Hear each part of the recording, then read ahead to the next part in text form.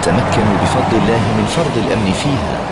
سەرباری ئەوەی نزیکەی 22 ڕۆژ دەبێت داعش گەیارەی لەدەستداوە، بەڵام هێشتا دووکەڵی ئەو بیرەنەوتانەی لەو شارۆچکەیە سووتاندوونی خەڵکەکەی هەراسان کردووە. لەگەڵ چۆڵکردنی چەندین گەڕەکیش کە هێشتا مەترسی بڵاوبوونەوەی نەخۆشی لێ دەکرێت، ئەو دووکەڵی نەوتەکەش هێشتا هەر بە ئاسمانەوەیە. داعش پێش هەڵاتنیان لە گەیارە 11 بیرەنەوتی شارۆچکەکەی گەیارەیان گرتێ بەردا. هێشتا ئەو بیرانە دەسووتێن و ڕۆژانە سەدان هزار دۆلار زیان بە عێراق دەگەێنێت. سەرباری ئەوەی پتر لە 22 ڕۆژە گەیارە لە باشووری مووسڵ لە دەستی چەکدارانی داعش دەرهێنراوە و ڕزگار کراوە، بەڵام هێشتا دانیشتوانی ئەو ناحەیە و ئەو خەڵکەشی کە بەهۆی داعشەوە ئاوارەی دەرەوە بوون و گەڕاونەتەوە لە دەستی شوێنەوارێکی زۆری دیاری داعش دەناڵێنن کە دیمەنەتاڵەکان و نەهامەتەکانی داعشیان بیر دەخاتەوە. ئەویش ئەو دووکەڵەیە کە زیاتر لە 22 ڕۆژە بە ئاسمانی گەیارەوە و ڕۆژانە زیانی سەدان هزار دۆلار هەروەها مەترسی بڵاوبوونەوەی نەخۆشی لێ دەکرێت. لە نێو دانیشتوانی ئەو ناحەیەدا لەگەڵ ئەوانەشدا دەیان هاوڵاتی زیانی زۆریان بەرکەوتووە بەهۆی نزیکی خانۆکانیانەوە لەو بیرەنەوتانەی گڕەکەیان ڕاناگیرێت.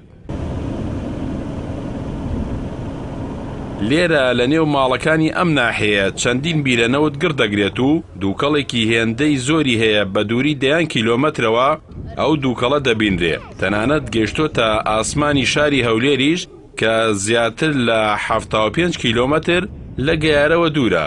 چەند گەڕەکێکی ناحەکەش بەهۆی دووکەڵەکەوە چۆڵیان کردووە. لەگەڵ ئەوەشدا چەندین منداڵ و پیا و ژنیش لە نزیک ئەو ئاگرەوە بەردەوامن لە ژیان کە مەترسی لەسەر ژیانیان هەیە. بەتایبەت توشبوون بە نەخۆشەکانی پەیوەست بە دەستگای هەناسەدان و هەروەها نەخۆشەکانی پێست.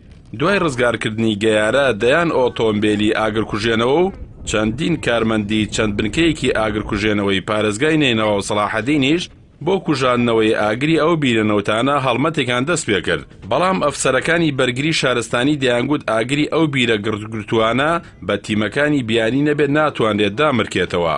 لێرە لە گەیارە چەندین حەوزی پڕ لە نەوتی ڕەش دروست بوون، تەنانەت هەندێکیشان لە نێو گەڕەکاندا هەن.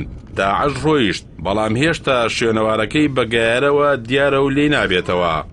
یەکێک لەو تاکتیکانەی کە چەکدارانی داعش لە شەڕەکانی عێراق و سووریا دەیگرتە بەر دوای گرتن یان چۆڵکردنی ئەو ناوچانەی لەژێر دەسەڵاتیدا بوو، ئاگربەردانە ئەو بیرەنەوتانە بوو کە لە سنوورەکەەوە نزیک بوو.